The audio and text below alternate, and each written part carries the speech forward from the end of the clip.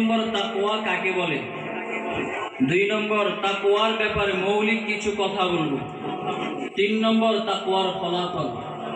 এই 3টা শিরোনামে কথা বলে আমি আমার আলোচনা শেষ করব ইনশাআল্লাহ। 1 নম্বর তাকওয়া কাকে বলে।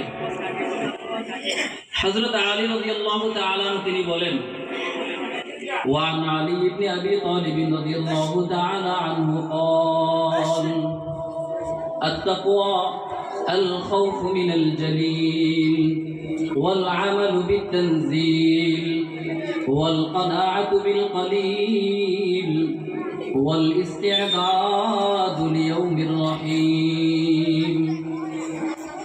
হযরত আলী ইবনে আবি তালিব রাদিয়াল্লাহু তাআলা তিনি বলেন, তাকওয়া হলো 4 জিনিসের নাম।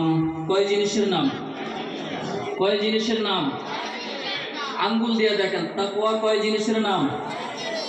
তাকওয়া হলো 4 জিনিসের নাম।